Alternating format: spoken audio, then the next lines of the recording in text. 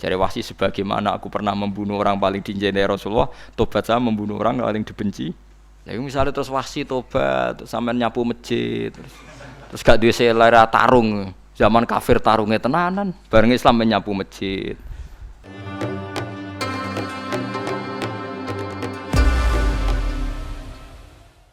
Fala tuti mongko aja nurut sira al kafirin ing pira-pira wong kafir fi hawahum ing dalam hawa nafsune kafirin. Dadi kaya aja anut wong kafir ning menyangkut hawa nafsu. Tapi nek menyangkut kebaikan wong kafir sing kita kadang kalah baik dalam hal sosial. Ya malah Allah kadang melehno kita mergo kok kalah mbek wong kafir. Nggih misale ngeten nggih. Makanya Imam Suyuti nafsiri fala tutil kafirin ai fi hawahum. Dalam hal yang bersifat hawa napa? Nafsu. Misalnya begini, saya contohkan, Allah melehno wong mukmin. Ada sahabat ketika perang itu tangannya terputus, kakinya juga terputus. Terus matur Rasulullah, ya Rasulullah gara-gara perang derekno engkau, saya tangannya putus, kaki saya putus. Ternyata tidak diapresiasi sama Allah, malah disalahkan. Gini kok Allah terus nurono ayat iyam saskum korhun faqad masal qoma korhum mislu. Jika Anda luka karena perang, orang kafir pun luka. Wong kafir, wong gento wae wani luka demi kekafiran, kok kuwe wong Islam jare demi Allah ora wani luka. Sehingga masyhur di kalangan para ulama, nanti setiap kebaikan itu dibandingkan kezaliman. Ya saya ulang lagi, nanti setiap kebaikan itu dibandingkan kezaliman. Misalnya kita jadi kiai ora enak, ora gaji tetap, tepak-tepakan, kadang untuk duit, kadang ora. Enak jadi PNS gajinya tetap. Nanti kita disalahkan Tuhan. Pedagang narkoba itu gajinya juga enggak tetap. Risikonya tinggi, ditangkap polisi, hukumannya mati, itu saja berani. Kowe ngiyai trimo ngono ra wani. Kowe tahajud kanyeben, bengi-bengi tangi tahajud kanyeben. Tukang maling ayam bengi-bengi tangi nyolong. Risikonya tinggi ya anyep wani. Jadi nanti kowe di depan Tuhan dimaki-maki, kesalahan kita akan dibandingkan kezaliman. Lan ana wong saleh diutangi dhuwit ora oleh medhit, sampeyan dibandingno. Maling mbek maling utang-utangan, wong saleh ora utang-utangan. Ya memang begitu. Lah itu yang dimaksud ayat intakunu ta'lamuna fa innahum ya'lamuna kama ta'lamun wa tarjuna minallah ma la yarjun. Jika kamu merasa sakit karena berjuang demi agama, orang-orang zalim juga sakit karena kezalimannya. Toh mereka berani. Coba jadi kiai bandar narkoba risikonya tinggi mana coba? Resiko jadi bandar narkoba, antar geng narkoba juga musuhan, takut ditangkap polisi. Jadi kiai paling ngomong hasud sidik-sidik, paling wong ngrasani. Kiai iso ngene omong tok, ora iso nglakoni, paling gitu. Padha kiai ini paling hasud. Ya sidik-sidik lah, paling serek. Kalau bandar narkoba gak cocok, nembak. Karena rivalitas mereka ekstrim. Sehingga kalau sampean cemen jadi kiai nanti ya diingatkan Allah dibandingkan orang apa? Zalim. Jadi eling-eling ya, terus semua kesalahan kita, loyalitas kita pada agama nanti dibandingkan orang zalim karena mereka loyal sama pekerjaannya, sama kezalimannya. Enggak terus preman-preman nak belani kanca wani mati. Kadang kiai santri belani kiai ini rapati wani mati. Wis repot preman-preman nak tobat wis repot. Kula nu rada nyesal mek tobaté preman. Nak ana preman teng perapatan tobat. Niku terus ning masjid, men itikaf terus mbek wong sopan. Niku ora pas sajane. Nah, tobat itu tetep ning perapatan. Sing dhisik ganggu wong disingkirno. Dadi ku tobat tenan sehingga dhisik perapatan sing gawat dadi gak gawat. Mergo sing preman gawat diganti preman sing lunak. Ora terus ning masjid ya sing iki tetep diganti generasine ngono. Mestine maksudnya mesti ora kok terus elek mboten mestine tobaté ngoten niku. Sayyidina Umar itu dulu itu menakut-nakuti orang Islam. Angger ana ndekne wong Islam wedi kabeh. Terus Abu Bakar ya wedi kabeh wedi. Suatu saat Rasulullah mlaku-mlaku ngerti Umar gulut ning ukat, menangan. Terus kata Rasulullah andekan yang Islam itu hebat Islam. Hanya Rasulullah berdoa wa ma'izal Islam fi Umar. Akhirnya Umar masuk Islam. Hari Kamis masuk Islamnya. Ya sekira tau mikir to sak dinane kula roh sak dinane dongane Kamis masuk Islam Jumat. Ning omahe adike ning gone IP-ne. Mergo diwacana Quran surat Toha.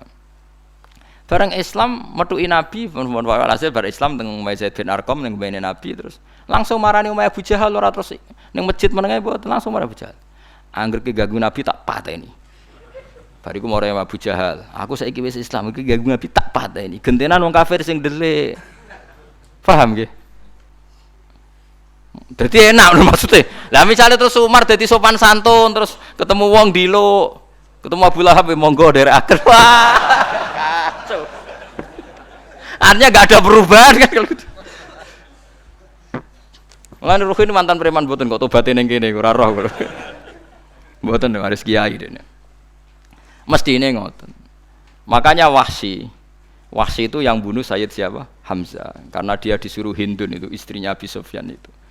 Itu setelah membunuh Sayyid Hamzah dan dia Islam. Dan Nabi tidak siap melihat wajah Wahsy. Sumpahnya Wahsy apa?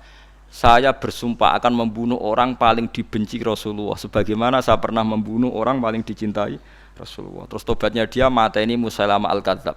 Wong sing ngaku Nabi ngarang Quran. Itu tuh sing mateni sinten? Wahsy. Jadi Wahsy sebagaimana aku pernah membunuh orang paling dicintai Rasulullah, tobat saya membunuh orang paling dibenci Rasulullah. Lalu misalnya terus Wahsy tobat, sampai nyapu masjid, terus gak duwe selera tarung, zaman kafir tarungnya tenanan, bareng Islam menyapu masjid, bariku ngiseni jedinge, terus bareng dijak perang wedi wae repot. Ya niku ide kula tapi ora kudu lakoni. Nek mau cerita ilmu, sampeyan ora kudu nglakoni. Yaitu gale wong preman brah-breh blojo narkoba entek akeh dilakoni, nggo judi diakoni. Sewengi orang preman itu kalau judi 2 juta 3 juta. Bareng tobat ngleboni masjid 10.000. Padahal donyane jek akeh. Mestine tobat yo. Saya zaman judi semalam 3 juta. Sekarang kalau pengajian atau ke masjid semalam 3 juta 100 lah minimal diluwei. Ora malah pas tobat nglebokno amplop masjid yo. 10.000, kadang 2.000, repot-repot. Tapi ya apik tobat, mesti cerita. Tidak begitu, mestinya berbanding.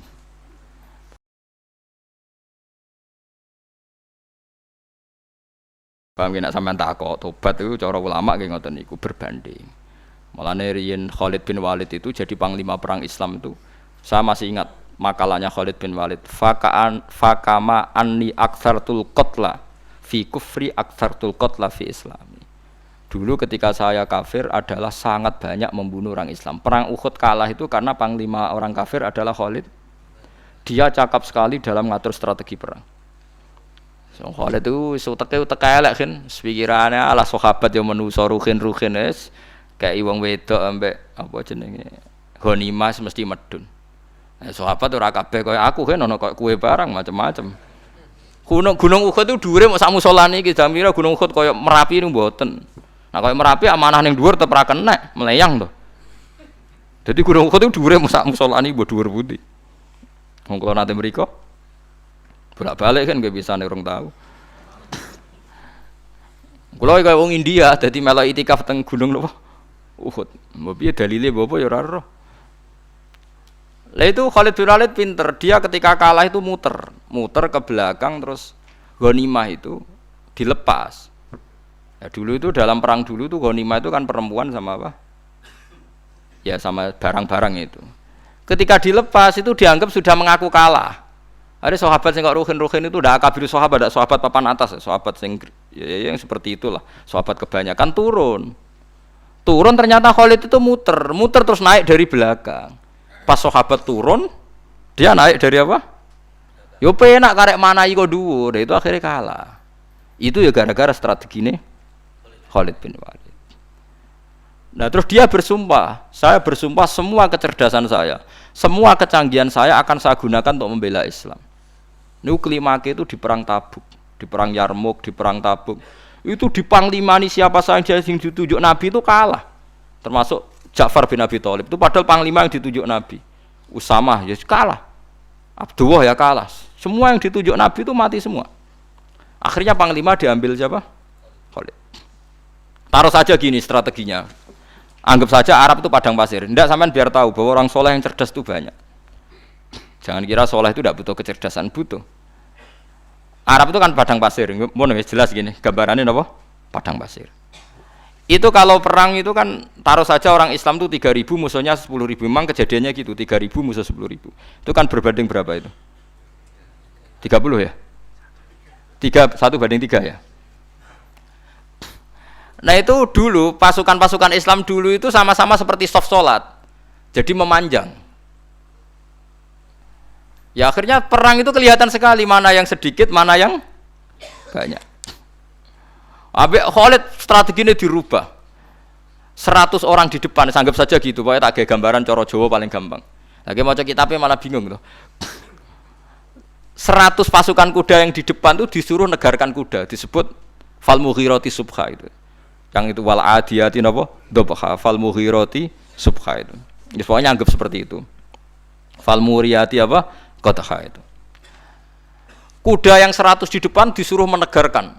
Pokoknya kon gerak sehingga debu itu banyak bertebangan. Terus pasukan yang 3000 itu disuruh memanjang sepanjang-panjangnya.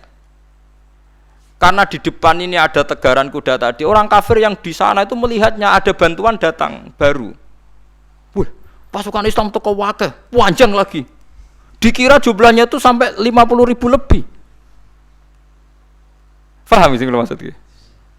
Sehingga wong kafir melaju perkara ini tidak mungkin kita tandingi, orang Islam dapat bantuan baru, padahal ya wongnya podo. Mau baris setok dirubah. Nah, misalnya sing mimpin Mustafa sembah jare mati ya syahid, mati kabeh wong Islam. Lah itu artinya dia masih ingat betul, saya dulu pernah menggunakan kecerdasan yang sama untuk mengalahkan umat Islam. Saya bersumpah kecerdasan yang sama akan saya gunakan untuk memenangkan Islam. Lha coba bayangno to nek ning padang pasir 3000 orang, yang 100 di depan negarno kuda supaya pandangan tidak begitu jelas. Terus yang belakangnya memanjang, dari jauh kan kelihatan pasukan dapat bantuan baru. Padahal ya orangnya sama. Akhirnya orang kafir merasa wah enggak imbang. Kita tidak imbang karena orang Islam dapat bantuan. Terus menang perang itu. Lha itu tobat bener gitu loh. Orang kok pas kafir cerdas, buareng Islam tobat nyapu masjid. Sebarigus ngaji ngantuk. Padahal zaman kafir cerdas, memperdayakan ekonomi nganti sugih belgeder. Bareng Islam terus dunia nentek melarat, terus nyapu masjid, sebariku sholat qobliyah ba'diyah mulai nggak poso sunat. Ya tidak apa-apa itu, tapi sugih tetap. Kok zaman kafir sugih, zaman Islam kere, mestinya zaman Islam ya sugih, terus kecerdasan dan hartanya untuk liizatil Islam wal muslimin. Mestinya, tapi ya nggak apa-apa kalau ada tobat model gitu ya tidak apa-apa. Ojo kok terus dari Gus Pak ngene ku elek ya ora, nek jenenge tobat mesti apik, tapi enggak fair gitu loh. Mosok zaman nakal serius, zaman tobat sekenanya itu kan fala tuti mongko joto at sira al kafirin ing pira-pira kafir fi hawahum ing dalem selera hawa nafsune wong kafir. Wajahidhum lan merangi sira hum ing kufar. Merangi maksudnya berjuang bihi kelawan Quran. Maksudnya hujjah. Uang iku nak merangi wong kafir nganggo Quran, ndak mesti perang iku nganggo pedang. Niki jelas kita bire wajah hidum bihi ebil Quran. Maksudnya perang nganggo Quran itu kita melatih argumentasi atau hujah yang dengan hujah itu jelas-jelas ketok bener agama napa Islam. Wajah hitlan merangi sira hum ing kufar bihi lan Quran ayat Quran itu Quran jihad dan kelawan perang atau kelawan jihad, kelawan berjuang kabiran kang gede. Wa wa ta'ala wa alladzi zat maraja ingkang lepas sapa Allah al-bahraini ing dua laut. Arsalat sing lepas sapa taala huma ing al-bahraini mutajawira ini hale berdampingan. Hadza utawi iki ku asbun iku banyu sing banget segere, banget manise, banget segere. Furatun tur enak diombe, sadidul udzubati tekse banget manise. Iki kono nak manane mudah diminum. Wa hadza utawi iki ku milkhun iku banyu asin, ujajun tur banget paite. Sadidul muluhah tegese banget paite. Tapi wasemono sungai sing gampang diminum. Misalnya sungai Komerapi sing napa gampang diminum maksudnya buatan pahit. Ketemu laut sing banget pahite, meskipun banget asine, apa hakikate gawe wajah alalan gawe sapa Allah taala bainahuma antarane banyu sing napa tawar lan banyu sing asin, Allah gawe barzakhon ing pemisah, hajizan tekse pemisah. Kita ndak tahu pemisahnya piye, pokoke akeh sing cerita banyak di tengah laut tuh air napa tawar. Layah tali itu ora campur apa hadu masalah sijine banyu asin dan banyu tawar bil akhir iklan sing liya. Mergo wonten apa hajiz, wonten apa hajiz ana pembatas. Wa hijron lan tegese pembatas mahjuron kang iso nglindungi. Sitron tegese tutup. mamnuan kang iso den cegah bi sebab anane sitru sebab anane pembatas apa ikhtilatuhuma apa campure banyu asin lan banyu tawar alami wa